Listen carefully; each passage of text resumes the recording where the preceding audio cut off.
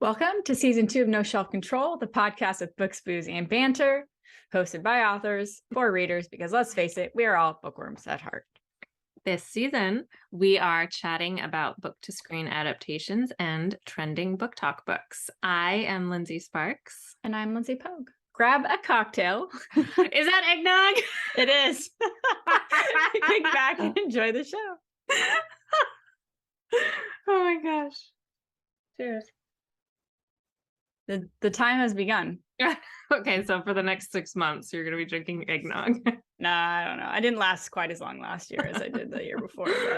But Well, what can I say? I know that it brings you joy. It does. So I am happy for you. Welcome to season 2, episode 14 of No Shelf Control, everybody. This episode features a popular BookTok book, which is Kingdom of the Wicked by Kerri Maniscalco.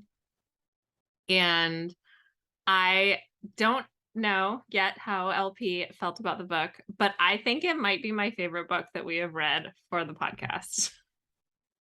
I'm like all the way a quarter into book 2. Like nice. Already. So nice. I am definitely, this is like so far up my alley. It's like already has a parking spot. Oh, nice. Look at you. I ordered the Barnes and Noble special editions. Like I am so into it. Holy mother. I know, but it's not surprising because I was mentioning it to some of my readers and they were like, "Oh my God, I love that series so much." The only reason it's surprising is because I've had, and you know exactly what series I'm talking about, instances where my readers or your readers have been like, "Oh my God, that series is so amazing." And then we both tried it and we were like, not amazing. Yeah, it's hard. Yeah. So anyway, I was happy to find I was actually in alignment with my readers on this one. So that's great. That's fun. I like getting giddy over stuff like that. Yeah. It doesn't happen very often. So no, it's really exciting. No, yeah, I'm definitely it's like I've got the audiobook bug where it's like, okay, what can I do to like listen to the audiobook? Like do I need to do some laundry? Like what do I need to do? Nice. So yeah, I'm definitely that's a fun feeling. I like that. Yeah. So anyway, before we get into the book, tell me what you're well, you already told me what you're drinking. Well, I showed you anyway. Yes, I'm drinking aged spike eggnog. So there you have it. Is this your own creation? Actually, this one is something that a friend made. Actually, the friend who kind of turned us on to making our own. Yeah, this is his concoction. It's delicious. We use different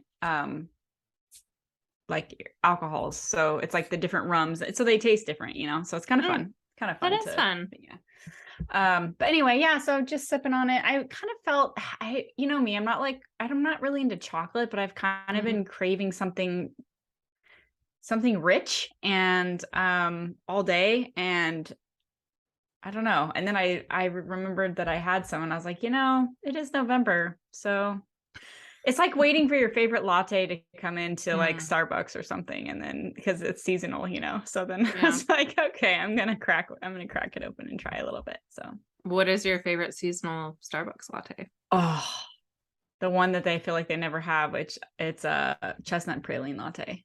Oh wow, that's really fancy good. pants. I don't have a seasonal one. I just really well, I would say my seasonal one is not actually seasonal. Like they have it all year anyway, which is peppermint mocha. I like around the holiday season, but otherwise I'm like a weirdo, but like very like I stay in my lane. And so then usually I do a raspberry mocha, but half of the syrup. So it's not like overwhelmingly sweet. I don't know why. And it's funny because I got started on the raspberry mochas when I was in high school. Well, maybe it's more nostalgic, you know? That's all right too. Like a comfort drink. They are delicious. I don't know if I've ever had the raspberry mocha one before, but I don't actually go to Starbucks a lot. So I feel definitely November and December and a little bit into January, but they usually run out by then. I get excited because if I get to treat myself to a coffee, I'll go out of my way to go there specifically because I know they'll have or should have the, you know, my little latte that I like. So limited time only, folks. That's how they get you. I wonder if they have lavender. They don't. I've asked. I wonder why not. I don't know. But I think that's why I go to the other places that I go to, because I really like my lavender lattes. So I know. It sounds delicious. I have 2 places in Napa that do it now, so I get all excited. But it is Napa, so yeah. There's a lot of lavender there too. Yeah. But anyway, I digress. This is not a coffee show. No. Although sometimes my life feels like one. What are you working on right now? Sometimes my life is like one. I just had the Sea of Storms release yesterday. And yay, that's right. I saw all your posts. No, Tuesday. I was very excited. Oh my God, time's going by so fast. I know. Yeah. I don't even know. So this week's been a little bit crazy, and I know we're gearing up for some stuff on our end. So we're just really, I feel like I'm wrapping up a lot of projects and gearing up to start projects. And I'm not just talking writing projects. I mean, I do have some writing projects, but really it's just, I just feel like there's a lot of more creative stuff going on right now. Yeah. So, but so Sea of Storms is out. That feels really good. And I don't know. I don't know. I'm just tired.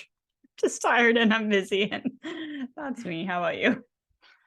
What am I working on? I am in the middle of the Darkness Between the Stars manuscript.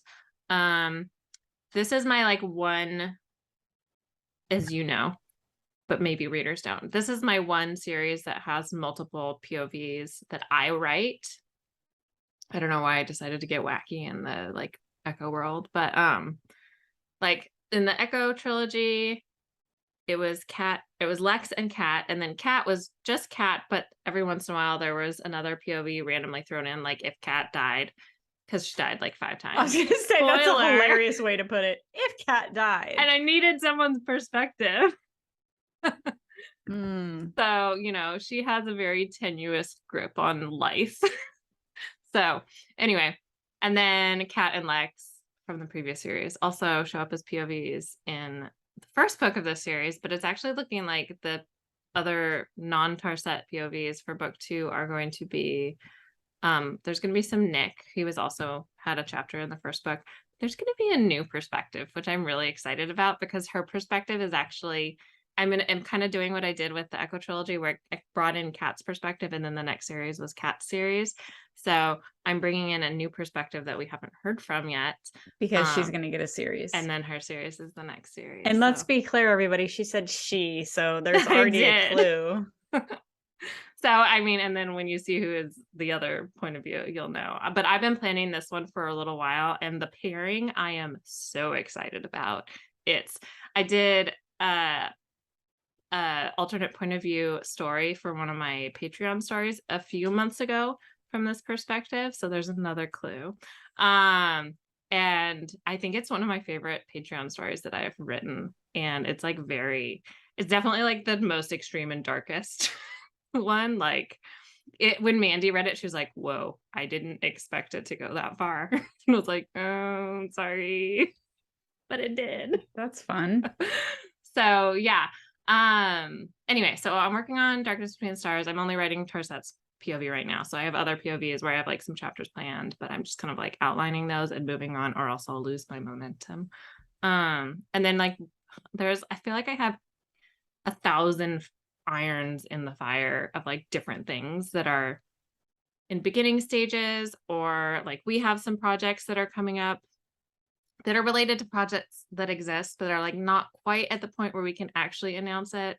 I don't know. You know what I'm talking about. Yeah, I totally 100%. That's why I'm not even going to try and explain what I'm doing right now. I'm just moving on. I'm done. Yeah, I know. And I have all these super secret projects I can't talk about. I know. I have other things where I'm talking to other artists, or, people where I don't actually have a contract yet, so I don't want to announce it, but it's things that relate to special editions or things that relate to future. But I just got on the schedule for who's the person who's my dream cover designer for a lot of things, but specifically for The Last Vampire Queen, when I pull that story out of serialization and put it into actual books.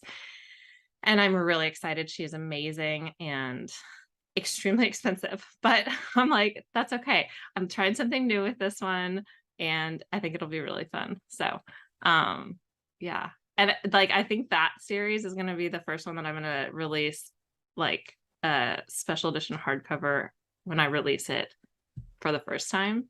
So it'll be perfect to have this fancy pants cover designer, because I'll Nice. have a special edition hardcover that matches all of the branding already. So I think that'll be really fun to do. Yeah. So it's just like a lot. I feel like my brain is leaking. It's just like leaking ideas, and then they're just gone forever. So I'm really glad that email exists, because I can be like, oh, I need to go back and see like what I even talked about. I email myself notes even Yeah. because I totally Yeah, get it. I've started like having to use my notes app on my phone, which I never used to use, but I'm just like, oh my God, like this idea is going to disappear. I need to like get it down. Yeah. So anyway, a lot is the answer. What am I working Oh. on? A lot. So, Yeah. yeah. Yeah. What are you reading? Okay, so I actually started reading, I kind of wanted a palate cleanser because I know we're going in. So we just got done with this this fantasy book that we just listened to. And then we're going into persuasion. So I wanted to just do something kind of quirky and quick and fun. And I have something darker that I have to listen to for book club. So anyway, I started listening to Lucy Score's Rock Bottom Girl, and it's so funny. So I'm loving it. I'm so glad that I picked it. Anyway, it's just really fun. So I feel like I've read a handful of Lucy Score's books, and I enjoy most of them. There's some that I think are better than others, but this is probably my top favorite so far. And she has really long books. They're like 12 or 13 hours for a romance book. I feel like is really long. So it's nice. Fun narration. And guess who's the Natalie Duke is the female narrator. Yeah. That's It's fun. so funny. I know, it's so funny because for listeners, she did the ending series for us, like when she was just starting out. So it's really cool to see her doing like really big author names. And it's so funny to hear her voice too, about how like just how much she's grown and changed. And anyway, it's just really cool. So she fits the character perfectly. So it's fun. That's fun. Really like sarcastic and sassy, and I don't know, it's really good. So yeah, I thought you might think that was cute. That is. Anyway, so that's what I'm listening to. I don't have like anything on paper that I'm for my eyeballs right now. But how about you?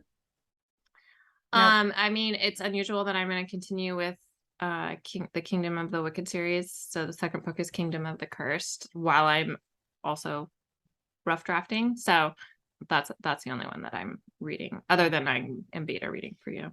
Yeah. So.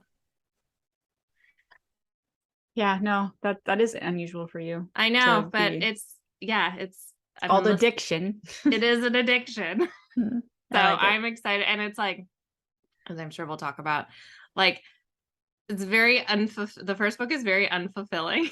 And it's like, I was like, oh God, this has to happen. Come on, guys, get together.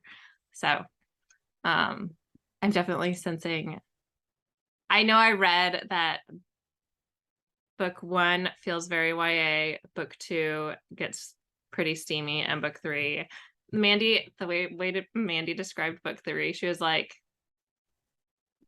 oh, it's between like one of the later Sarah J. Maas A Court of Thorns and Roses books and K.F. Breen. And I was like, all right, we're gonna go there then. Nice. So it's gonna get explicit, is what she's saying. So, like, yeah, all right. That was one of the issues that I had with the book, was because it was supposed to be like steamy? Really, yeah. And then I was like, this is the most tame romance book there is actually no, there's like a kiss. Yeah. So yeah, no, it's already getting more steamy, and yeah, so I'm excited to see the progression of their relationship and how that's going to get all figured out. So but try not to talk about that book yet, even though that's what I'm reading. So I don't have anything else to say. All right, well, short and sweet, that works. Yeah. I will say so by the time that this episode comes out, there will have been a cover reveal for the Raven Queen. But we're doing it as of recording. We're doing it tomorrow. So listeners can check that out. I will put a link to the cover reveal page and people can go and see it. It's up for pre-order and everything. And you can see World After and the Raven Queen next to each other, which is fun. Yeah. I'm so excited for when we reveal. I know we're not doing it yet, but for when we reveal the new ending series covers that are also like, I feel like they did a really good job with them, making them look like they go together, but also keeping because the genres are so different. It worked out well. And LP has been working on the interiors, updating the interiors for the ending series, and they look really pretty. So, and it's all going to be like very cohesive. Yeah. It's going to be really cool. Yeah, it'll be nice to have everything very branded very well. Yeah, I think these are my favorite covers that they've done. I really like them a lot. They're really cool. The ending series ones are really, really cool. I feel like because the ending series has always been like a kind of an oddball genre with our like post-apocalyptic, but also like a little bit fantasy with the superpowers. And we just decided to like, we're just mashups from the beginning. Yeah. So we always leaned much farther into like the post-apocalyptic side of things for the covers. And I feel like the new covers really like give a little bit of that, like, and romance. It's definitely like post-apocalyptic romance, but it's like science fantasy. But anyway, I feel like finally the covers that we have are more than just post-apocalyptic. Like they show that these are a little bit different from some of the other stuff that's out there. So yeah, a little bit late in their life to do that, but that's okay. It's all right. Yeah, that is what it is, man. Yeah. So, but yeah, I think that's the only announcement-y thing. I feel like we'll have an announcement next episode, but probably, yeah, it's like I don't even want to open my mouth because I'm like I'm gonna screw something up. So I'm like I don't know. Anyway, yeah. So, all right, I'm gonna read the description for Kingdom of the Wicked. Let's do it. I will just say this is also fun. So the books that are really popular on BookTok and tend to also be really popular on Instagram. And when books are really popular on Instagram, that means that they get a bunch of like the artists creating fan art for them, which is really fun. So definitely if you're curious, check out Kingdom of the Wicked, like the hashtag, and you can see a bunch of fun fan art on Instagram, or I'm sure on TikTok too, but I still haven't crossed that hurdle. So recross that hurdle. Still working on it, working up the nerve. It's just a lot. Okay. Two sisters, one brutal murder, a quest for vengeance that will unleash hell itself. Side note, I always find it interesting to read the blurbs after we've read the books, because I feel like I don't usually read other people's blurbs, other books' blurbs after I've read the books. And it's just interesting. Because then you can really reflect on how much it is the story. Yeah. And I'm like, or isn't. Yeah. Okay. Anyway, two sisters, one brutal murder, a quest for vengeance that will unleash hell itself, and an intoxicating romance. To which I say, is it really in book one? Is it? That's, yeah. No, Amelia and her twin sister, Vittoria, are strega, or stray. I can't remember how they say it. Strega, whatever. Witches who live secretly among humans, avoiding notice and persecution. One night, Vittoria, I'm a vampire, misses dinner service at the family's renowned Sicilian restaurant. Amelia soon finds the body of her beloved twin desecrated beyond belief. Devastated, Amelia sets out to find her sister's killer and to seek vengeance at any cost, even if it means using dark magic that's been long forbidden. Then Amelia meets Wrath, one of the wicked princes of hell she has been warned against in tales since she was a child. Wrath claims to be on Amelia's side, tasked by his master with solving the series of women's murders on the island. But when it comes to the wicked, nothing is as it seems. Dun, dun,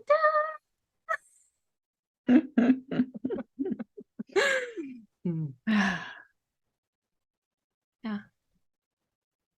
Well, so I think we both listened to the audiobook, right? Yes, we did. So yeah, what format did you read? Audiobook. What did you think of the narration? I thought the narration was pretty good. I think I'm not really a fan of like all the background music and all the theatrics though. I feel like there was a couple points when I was like really straining to hear what she was saying over the music, and I was like, okay, it's really distracting me. Yeah. I don't feel like I need the music either. Yeah, but I mean, it was fun the way she did it. Her fun little accents, and it was okay. I thought it was, I really liked her voice and her narration. I thought she sounded exactly like Rachel Weisz, which was like, would throw me out a little bit. I was like, whoa. And I kept like looking to make sure it wasn't really her. But like Rachel Weisz, who I love because she's in The Mummy, 1999. And that's like every once in a while I was like, oh my gosh, it's her. That's so funny. So anyway. Yeah, no, she did a good job. Yeah, I thought she did a really good job. But I did think it was an interesting choice. So, I mean, it's always interesting. And I feel like we've both had, oh my gosh, with Song of Scarabs and Fallen Stars, figuring out how to do accents for that one was extremely difficult because it's in ancient Egypt like the whole time. And I just went with something that was familiar to most people, which was different types of British accents, which can like, I don't know. Yeah, anyway. No, I get it. I totally get it. I have the same thing with. I know that you were Ruinlands. Also having that. Yeah. And this was interesting because they're in Italy, but Amelia's inner voice is British, but then other people's voices have Italian accents. Amelia's sounds British. Well, I think it's just the narrator's accent. And then Wrath didn't, he was like British accent, right? But then some of the other Wicked had like a Italian accents. I don't know. It was interesting. There were a lot of Italian accents. There were a lot of, I mean, they were in Italy, so that makes sense. But it was just interesting. It was just interesting the way that played out. I was like, I mean, it's always difficult. It's always difficult to figure out how to do that. Like if it's set somewhere else and they're like technically speaking a different language, but then if they're speaking Italian, they wouldn't have an Italian accent because they're speaking Italian, you know, like. Okay. Yeah. Now you're just, well, and that's the whole point of like, if you have like Vikings and British people talking, really, they're just should be talking normal because they don't have accents to themselves, but then you have to, I totally, So it's like it's a rabbit hole. It's a rabbit hole. Yeah. So anyway, that was something that I was paying attention to. Just couldn't help it. So, okay. So what, getting into the story, what did you think of Wrath? I thought Wrath. Oh, maybe okay, I didn't include, wait, pause, back up. Before we get into, I didn't even include this in my questions for you. What did you think of the book? Yeah, I was just going to say, we should back up for a second. So I enjoyed it, but I definitely, like you were saying, that it felt very unsatisfying. And that's kind of how I felt. In fact, I've kind of felt that through the whole book, not because, I mean, I think for me, I don't know how to describe it. Like, I really liked a lot of things about it, which we'll talk about later, because I know that's one of your questions. But I think for me, it was hard because there were just very specific things that were talked about. And there were so many, and there were other things that were very much brushed over. So then it was like her sister is mutilated on a shrine or an altar in the monastery, and there's nothing really ever said about that, and nothing's ever really done about it. And like, I had to go back and listen to it. I was like, did they seriously just move on from that? Like, nobody's going to question anybody at the like nobody's like, I don't know. There's not an investigation. There's nothing. There's absolutely nothing. Like, they never really said like when this was, did they? Other than it was like, it was a time when they wear long dresses. Well, they have a restaurant. They have a restaurant, but it definitely felt like not modern times. Yeah, I guess you're right, because I kept thinking, why is she wearing so many damn dresses? And I corsets. Guess I didn't. She has corsets. Oh, she did. Yeah. They didn't have any, like, there was no phones, but there was never a statement of like when it was. There were just so many things that, like, I remember I remember like they barely even mentioned her parents, and all of a sudden they were in a random scene and then they were gone again, and then you never like heard from them or saw them, and they were barely referenced. And there's just so many things that are just barely touched on, and then like there was a lot of jarring things, I think, for me. Yeah. That's why I was telling you I had to go back and kind of start over, because I'm like, did I miss a bunch of things? Because I was like, so after she finds her sister, and then it fast forward like a month, but then I was like, did nobody think it was weird that she was not even just like laying somewhere randomly dead in a monastery? She was like literally on an altar, and her heart was torn out or carved out or whatever, and we're just moving on from that. Like, and nobody was like, it's someone at the monastery. yeah, I'm like, come on.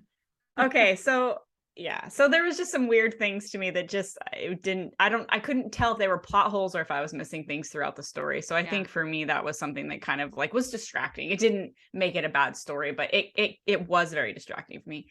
But I mean, yeah, I think for me really it was just it was lackluster, I think, because the world building was cool, but then I didn't feel invested in anything, and she's kind of annoying, to be honest. So Amelia. Okay, yeah, so we can move on. What did I think about Wrath is what you were gonna ask. What did you think about Wrath? Wrath, okay, so let's introduce him for listeners. Wrath is, okay, maybe I should like give a setting for this. So it's like some like pre-modern time on an island that I can't remember the name of, in Italy.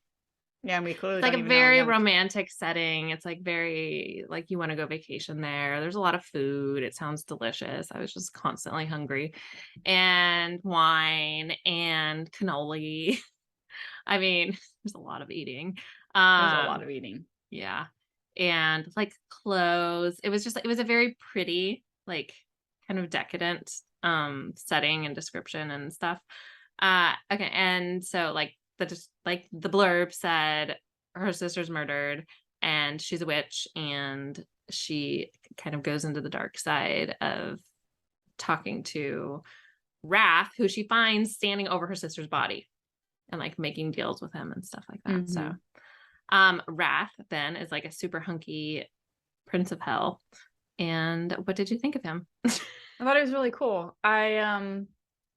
He definitely has a lot of patience. For him being Wrath, I feel like he wasn't very scary. Like if you think about like, or angry, I guess it didn't come across to me as much. Cause like I think about like her scene with Lust. Okay. That was you could feel that. Like you were there, like she was being like kind of hypnotized, and really she was like, her sexuality was like alive, and all the, when she's around him, I don't feel like he embodies wrath, I guess is. Yeah. Whereas like when she was like around Lust or whatever. So I don't know. I do enjoy his character. I did enjoy it. I definitely wanted more I liked him enough and I wanted more, so definitely. I mean, he can buy me clothes and whenever he wants, and put blankets over me while I'm sleeping, and whatever. Save your life. Save my life. Put me in he put her in a bath, right? Or she woke up, and she was like, I'll make him. Yeah, he saved her life, and he's like licks her skin, and I mean, I'll take it. I'll lick him back. I wouldn't turn out my nose at that.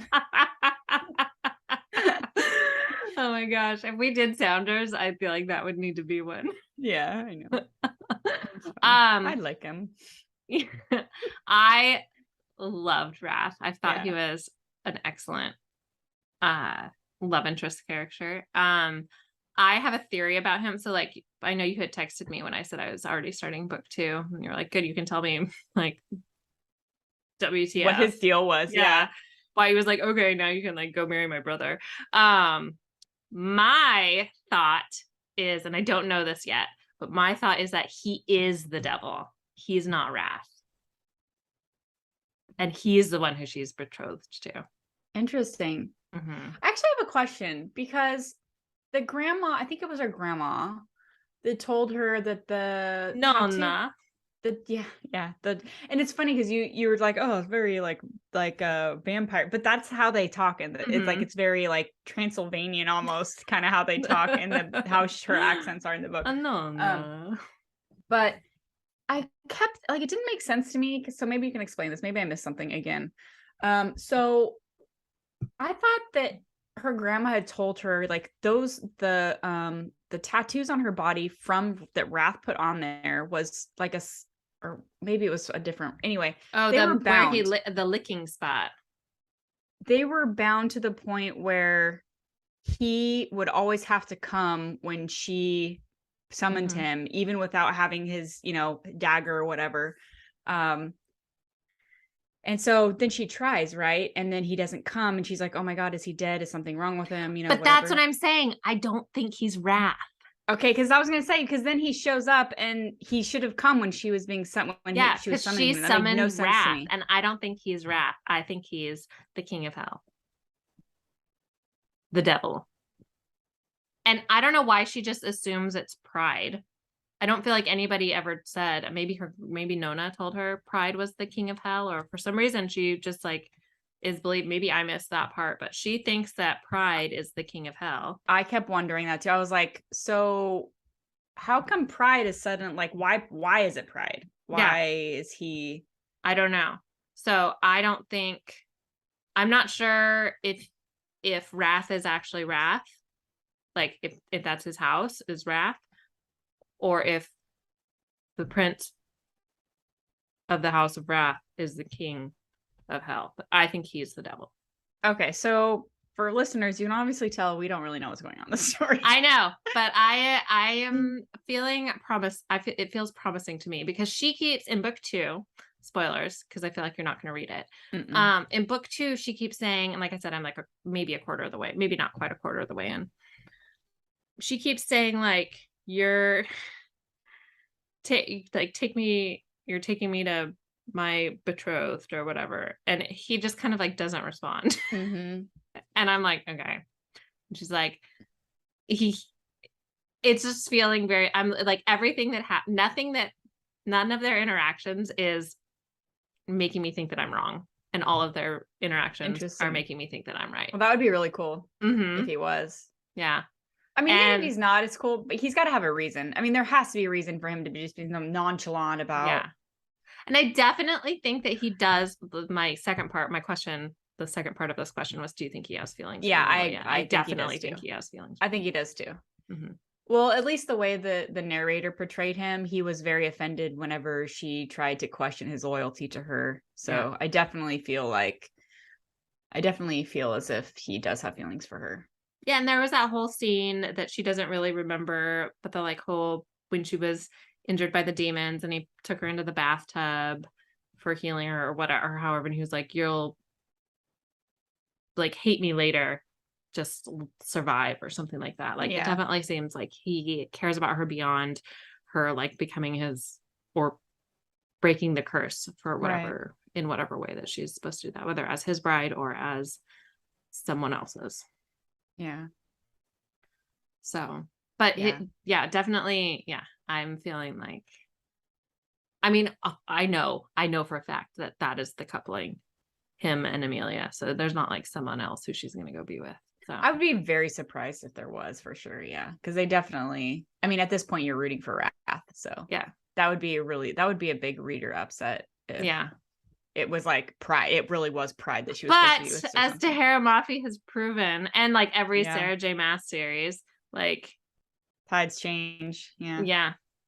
But man, I still think like Tahara Mafi did that like so well in the Shatter Me series. Like everyone loves Adam, and then all of a sudden, like she pulled one over on me too. I know it. Yeah. Okay, so what did you think of Amelia? I know you think she's annoying. Well, no, it's hard because I do like a lot of things about her, but I think like it was so hard because I think it was honestly the writing maybe that was hard for me. I didn't feel much of an attachment to anybody. So maybe that's what it was. So it was easy for me to just judge Amelia for her actions and be like, oh, she's going to do something reckless again just because he told her not to, like over and over and over again. But I think it's because I didn't feel her. There wasn't a lot of feeling. There was a lot of talk. Like there's a lot of telling, but not a lot of showing, I feel like, in this series, so that were in this book, so that like I didn't feel how much she even cared or missed about her sister really until she breaks down near the end of the book. Like that was the first time when I felt any sort of emotion from her. So I think for me, being able to feel more and be able to relate and or understand her more would have kind of been easier to accept some of her recklessness, if that makes sense, because she feels desperate or whatever. And I didn't get any sense that she, like, I just didn't have any emotional connection to her.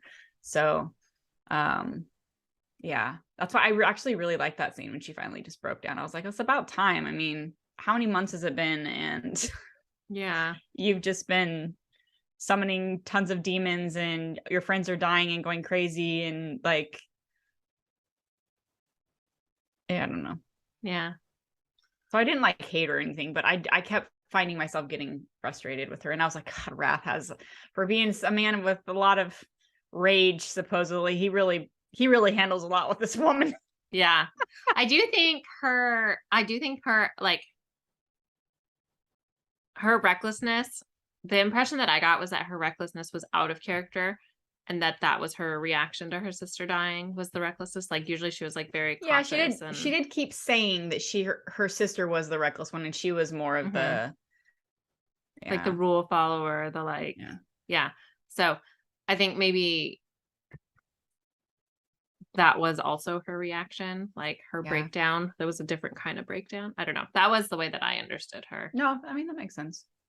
Yeah, but she definitely had like a very like, well, so she's dealing with this situation where she's like kind of been deceived her whole life about like the truth of like the witch's world and the demon princes and stuff, like what she's been told, not only about like the demon princess, but about who she is and like her sister and this prophecy about her. You don't even know until the end of the book, pretty much. Yeah.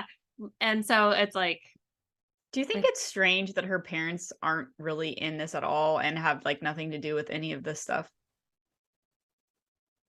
Yeah, I don't know. They were like, felt like very minor.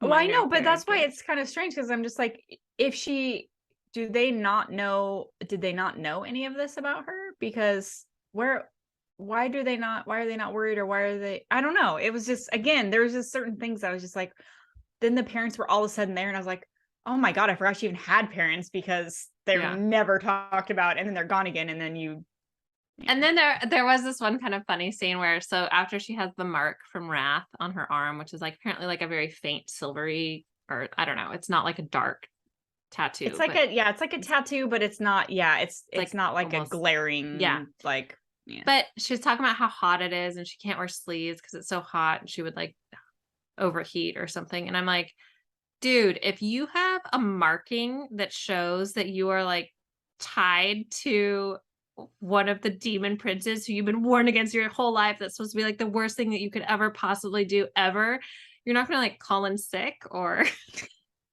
I mean, you're just gonna go there where your Nona might see you with your like demon tattoo, totally uncovered, really? And she's like, I'll just angle my arm away, maybe they won't notice. I was like, that's silly. I know. Anyway, okay. So what did you think of the world and the world building? I thought it was really cool. I liked the like the dark magic versus like what she is born and raised, or how she's raised. I really enjoyed the lore part of it, and I really liked the beginning of some chapters. I don't think it was all of them, but when they read out of it's her family's book, right? It might, maybe it is. I think you're right. I think it's her family's, what do they call it? Those are the grimoire. Yeah. I really liked that little aspect. I thought that was really fun. It kind of gave some insight that was more like third person, which was really nice to kind of know more about the world that you know, even Amelia didn't know or whatever. Yeah. So that was really cool. And just overall, I mean, it was really neat. Like I'd love to watch it as a movie and like be in the streets and the creepy monastery. And even though people are dying there and nobody seems to care, but whatever. She's still delivering food. Yep. Where her sister was brutally murdered. Yeah. But it just in general, I thought it was really cool. I loved the way that the author kind of weaved in the 7 deadly sins or whatever. So it was really cool. It was. Which is really interesting because I was thinking about that today. We didn't meet all of them. So it'll be interesting to see how I don't know if I weave in the even other know ones. what, like, off the top of my head. So Well, obviously we have wrath, we have lust, we have pride, sloth. greed. Is Yeah. it sloth one? Now I'm Gluttony. thinking of the movie 7. Gluttony. Gluttony was one, I think. I might Gluttony be was wrong. definitely one Maybe in the it's movie. sloth. Sloth. Yeah. And gluttony. Pride. Okay. Wrath, Here, I'm greed, gonna tell you right now. pride, lust, sloth, gluttony,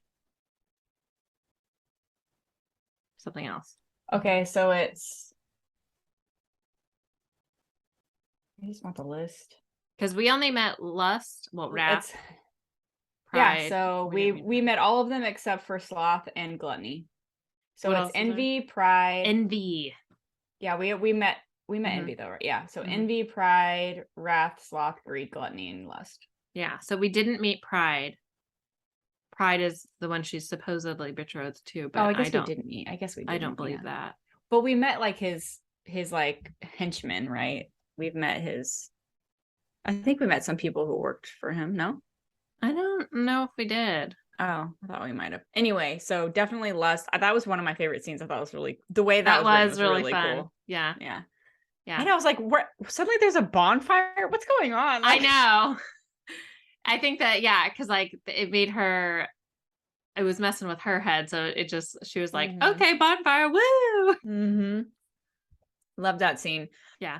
So lust, so lust we saw, gluttony we didn't, greed we did at the casino or the gambling den, right? Yeah. And then sloth we haven't seen, wrath obviously. I'm curious to see how she does gluttony and sloth, because those are like not super sexy sins. Yeah. I'm curious to see how that, and because the demon princes are supposed to be like so enticing, Yeah. I could see gluttony like some sort of like Greek mythology sort of god, like with all this like gorgeous, this just like this buffet of gorgeous food all over him, and like women just like feeding him grapes or some crap like that, Yeah. I don't know. I'll let you know. Anyway, sorry, we got lost on a little rabbit hole there, but yeah. So the world was really it's just a really pretty world. Yeah, it's really neat. And then they weave in a lot of, other creatures, like vampires and, not just like demons. And there's shapeshifters, or werewolves, I guess they were like kind of called. Yeah. Yeah, so I feel like there's a lot more. Demon hunter. Yes, witch hunters. So I feel like there's a lot more to explore, even though in book 2, at least the whole time that I have been in it, we've been in hell. So yeah. And so even that has been very interesting also. That's been fun. So yeah, I think overall it's really cool. And you know how I'm a sucker for weaving in like the 7 deadly sins and the horsemen and the, all that. Like that's so cool. I love that stuff. So yeah, very cool world building for sure. Yeah, I also really like, I know that it's super popular right now. The Fae is like been super popular, but I just love that there's a popular fantasy romance book that doesn't have any Fae. I know, I'm on the same boat. I'm not a huge fan of the Fae. Yeah. There were no pointy ears anywhere to be seen. That's funny. So that made me really happy. Yeah. Okay, what were your favorite things about this book? Well, like I said, I really did like the world building. I really liked the introduction of the 7 deadly sins and changing them into the wicked, the princes of hell. Actually, I really thought that was really neat. I like witchy things, which I feel like I forget until I read witchy stories, and then I'm like, I really kind of want to write one day. I love witchy stories, so I really liked that. So yeah, I don't know. it makes so much sense now that you point out like the era was not like a modern era. I never really got that because they were always cooking and they had a restaurant, and I know. in my head it just I know. yeah. So It now there were certain things about Amelia and the relationships with people that didn't feel like old timey. But then, especially at the beginning of book 2, she's talking about like the restrictions on women and how men are encouraged to like live and love and stuff. And then, but women are expected to be like virginal. I was like, okay, now this is more fitting with like a historical time period versus modern So that's times. really, yeah. But I think now I have a more of appreciation with all the, I kept saying, what? She's like, I'm going to wear something that will help. I'm going to wear a dress that I can run away in. And I'm like, Why really, are you wearing a dress? You're going to wear a dress that you're going to run away in? Wow, that is not the choice I would make, but it makes sense now if she doesn't really have a lot of options. Because she did, every time she went into her closet, she goes, oh, new dresses from Wrath. I'm like, God, what's with them in dresses? It's making sense now. And there were no cars. Yeah, I guess but again though, she walks everywhere. Yeah, I guess. Yeah. And there's a monastery, like, I don't know, I guess there's still monasteries, so it doesn't really matter, but how did they refer to the police and investigators? I don't know. I do think that there was a mention of police, to which I don't think that like there were police. I mean, I know I've looked this up before for different stories, like when police actually come into like the coppers. Yeah, like when there were a police force like started. Yeah. So I don't know. They might have said investigators or inspectors, maybe. I can't remember. Maybe inspectors would make more sense, you know, like I don't know. If she called them police, man, this girl is just messing with my head because at this point. I don't know. Okay. Is there anything beyond what you've already said that you didn't like about the book? Well, what did you answer the question? What are the your favorite things about? Oh, sorry. No, it's okay. I loved, well, I feel like I have gushed about the setting. I think it's just so pretty. I loved Wrath's character. Wrath is like, he's like a bad guy, but he's like does good things. And in book 2, his like little like number 1 guy, I can't remember what his name is, but he shows up again in book 2. And he talks about how he's telling Amelia that like with Wrath, actions are everything. Actions speak way louder than any words. And so I think that's why it's been so upsetting for Wrath that she is listening to his brother and the things that they've been telling her, or his brothers, and things that they've been telling her about Wrath, and letting that sway her view of him versus like the stuff that he has done, like to save her life. Shown her, yeah. And so I think I think his character is well done, and I really like him as like in her mind, he's like a bad guy, but he's like does good things. I don't know. Yeah, no, I 100%. I totally see that too. Like every time she gets mad at him, I'm like, you're just gonna go against what he says, and he's gonna save your life again. Yeah, like when he was like, "Don't go outside," and then she immediately goes outside. Or like, I think you should be more worried about this demon that's right behind you. Don't run. She immediately runs. Yeah. Oh my God, it's funny. Oh. And then he like explodes it with his demon sword. That's what they're calling it these days. It is. Yeah, but like I just want, and I really, so I was like, oh, I was really bummed that there was no real steam in this book, but there was a lot of anticipation and like build up. And so as much as I'm gonna be like, oh, there should have been something, I'm still totally gonna be like, oh, I loved the anticipation, and I like the like delayed gratification of like, yeah, no, I know. I know you like to write that too, so that makes sense. Mm-hmm. Yeah. So I did enjoy. I enjoyed that it wasn't like insta love. She still kind of hates. She still says she hates him, so it's great. Yeah, that is fun. Yeah. So I'm definitely getting a little bit. at the point where I am in book 2, I'm like, all right, let's like get this misunderstanding out of the way, because I feel like it seems super obvious. It seems really obvious to me right now. And so I'm like, okay, this is just going to bug me. Yeah. She's going to keep talking about how she's betrothed to Pride and she can never be with Wrath, but that she's going to do it. I don't know. I'm just like, all right, let's just clear the air here, people. Clear the air, because the misunderstanding thing is always annoying. So, yeah. It's funny. I feel like more and more I am really enjoying books where I just feel like the sense of relief when you think it's going to go one way and it's going to be this big angsty, like huge misunderstanding, and then it's not. And then I'm like, oh, thank God. yeah. Like I really like one of the books I'm beta reading right now. I was like, oh, I love that they could have easily made this some huge, he's going to pull away now because it's dangerous for her and blah, blah, blah. And I'm like, you love her. He loves you. Stick together. And they do. And so I'm like, oh, thank God. There's not going to be like this, 20 chapters of now at book 3, they're going to start going their own way again, Yeah. So anyways, I appreciate that too. Yeah. I think like maybe it's just like a thing of as we get older, it's like, we don't want that mystery is not fun. Yeah. That mystery just feels young. Yeah. No, I get it for sure. Okay. So anything you didn't like that you haven't already said?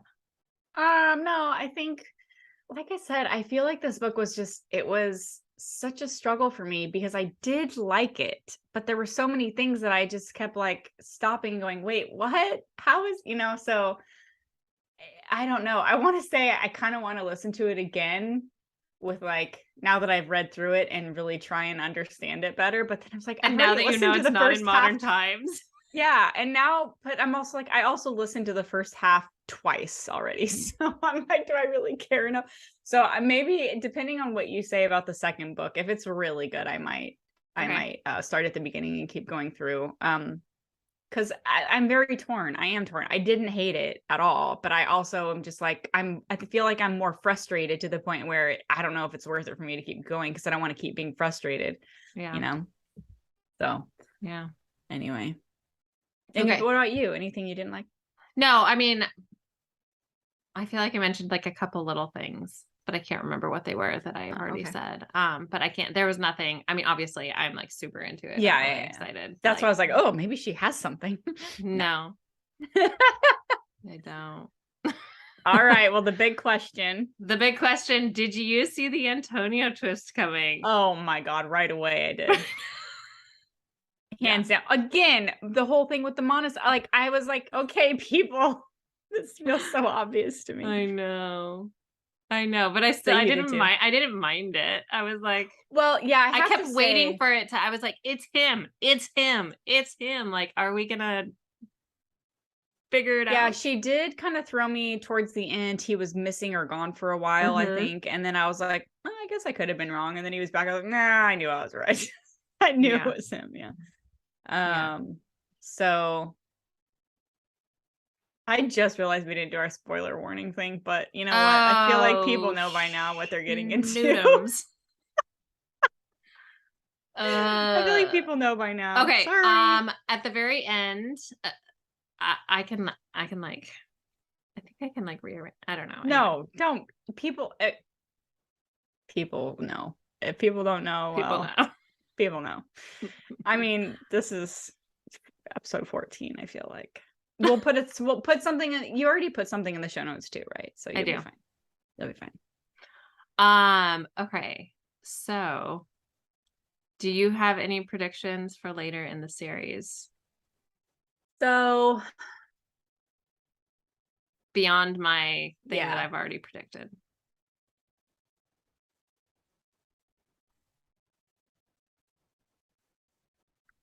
Well, it's hard because I kind of have a feeling like I've read some reviews, so it's hard. I don't want to I have some ideas, but I think some of them are tainted. So I feel like I shouldn't say anything in case I ruin something for you. So okay. Yeah. I appreciate that. Yeah, I do have a couple, not because they were explicitly stated, but because it started to click. Some things started to click, but and you haven't mentioned any of it yet, so that's why I probably shouldn't say anything. Okay. Just in case I'm right, because I don't want to spoil it for you. Cool. So yeah, I don't. But you had the one. Did you have any other ones that he's the devil? I think he's the devil. Not in the like a he's the That devil. boy, Like, that he's boy's the worst. devil. I think he's the literal devil. And there was like a minute where I was like, is Nona El Primo or whatever, La Prima, or like the first witch? Yeah, I don't know. I don't know. So I'm curious to see what happens with Nona's character. I'm like sensing that maybe she's not like the kindly old grandmother we've been led to believe. Yeah, she definitely has a backstory we don't really know about. Mm-hmm. She reminds me, her relationship with Amelia reminds me of the aunts in Discovery of Witches. Yeah. I kept getting those kind of vibes when they Yeah. had scenes together.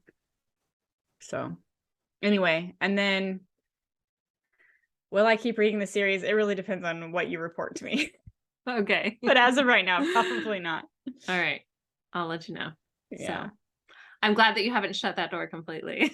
No, and that, like I said, I'm very torn with this one. So that's why if you give me some, you don't have to tell me everything, but if you're like, you should totally listen, then I will give the second book a chance. And then if I'm still not sold, then I'm not going to keep going though. Yeah. I will say I am a sucker for a paranormal romance series that takes people to another world, like starts in our world and then like they go into another world, be that like oftentimes it's a fairy realm these days, but like in a Discovery of Witches, they go back in time, you know. That's awesome. I love those too. In the Cassie Palmer series by Karen Chance, there's like I guess it's the fairy realm, but it was like pre Sarah J. Maas fairy realm. So it's like a little bit, it's like before that, the big wave of the last 10 years. So it's a little bit different. There's the Ever After in Kim Harrison's series, which is also demons. Okay. So yeah, so I'm just like a total sucker for when there's another realm to venture into. So I'm excited. That's kind of cool. It's always fun to explore like another world with somebody who's from our world, you know, and is familiar seeing with it from their world. eyes. And yeah. No, that's totally true. So yeah. Well, I'm glad you really liked it. It's fun because I like it when there's books that we read that we don't necessarily have the same opinion on, because it makes it more fun. Yeah. I loved it. I was like, it feels like a little bit, I wouldn't say like fast food, but like, it's just definitely like, it's not like heavy. Although it does have like some of the like Dante's Inferno stuff woven in, which is fun. It's not like high literature, which I don't ever read because I just fall asleep. Yeah. So yeah, definitely like it's just fun. I would recommend it. Yeah. So. Well, it has amazing reviews, so people can just go and read a few and you'll get an idea of. And the narrator sounds like Rachel Weisz. So yeah, the narration was great. I love the accents. Like I said, the dramatics, like the theatrics and stuff were a little much for me, but yeah. It's fun when that begins, but they have it throughout the thing. And I think it's just like, especially if you listen to a lot of audiobooks, it's just, this is like different. And so it's like not what the music is not. So rarely hear audiobooks that have. Yeah, and I think that's the problem is they play it in the most climactic moments. You're like, it's jarring and you're just like, okay, well now I'm not in the story anymore because now there's like creepy music playing in the background and drowning out her voice. It's like it's trying to bridge, it's like it's trying to pull it into like the world of like cinema and TV and stuff, and I feel like that's a different part of the brain than reading, and audiobooks activate the reading part of the brain, which is like purely visualized in your imagination. It's like, I think it crosses, maybe for us big audiobook listeners, it like crosses pathways that don't normally cross. Yeah, that's probably a really good point, actually. because we're using a very specific part of our mind to listen and process versus Yeah. Anyway, So any well, closing thoughts? no, I definitely think that if people, what would you compare, like, if you like this and this, then you would recommend this sort of thing? Because I feel like a lot of people do enjoy this, so it's worth recommending, even if you don't have my opinion on things, you know? Yeah, I don't know. This is hard. This is a hard one for me because because it has the historical fantasy aspect. Like I said, it kind of gave me Discovery of Witches vibes a little bit. So I feel Yeah, in like, terms of like the witch who has like doesn't use her the full extent of her yeah, she powers. doesn't really know her past. Yeah, Yeah. there's a prophecy surrounding her. There's she has a lot of prejudices that have been given to her by the things she's been told Mm-hmm. that are not necessarily the actual truth of the Mm-hmm. world. She's demonized things that don't necessarily need to be demonized, even though these are actual demons.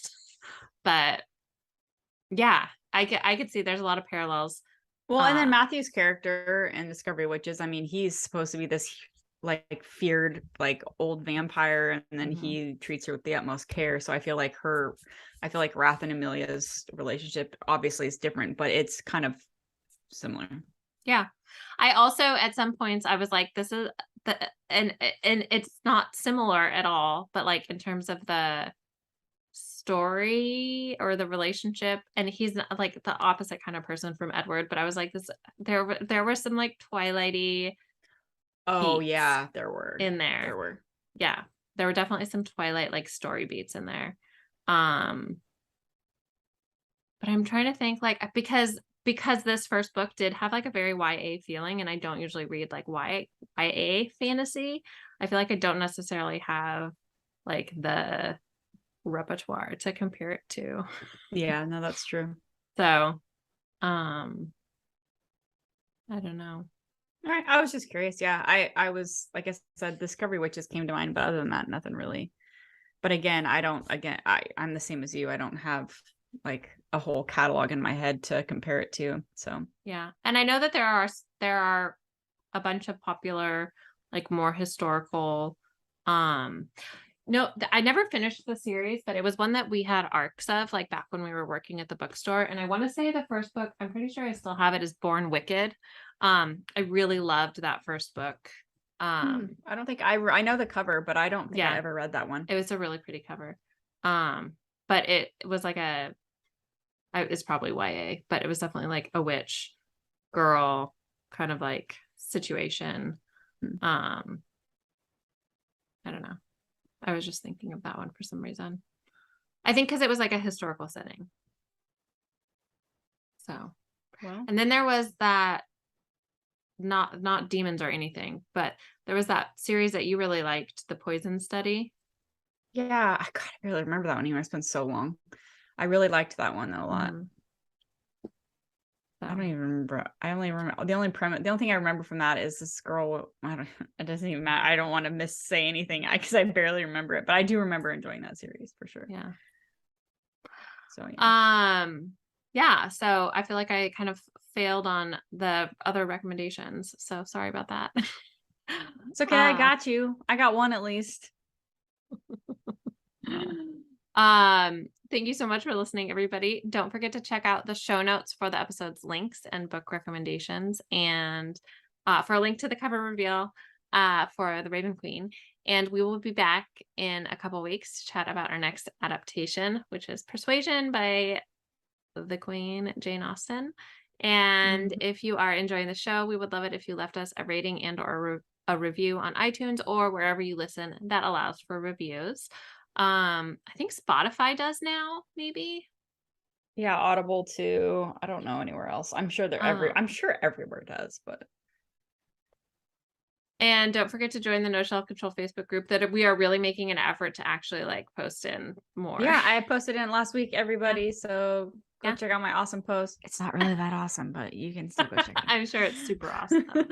It's super awesome. So awesome. And until next time, happy reading. Happy reading, everybody. Stay out of trouble.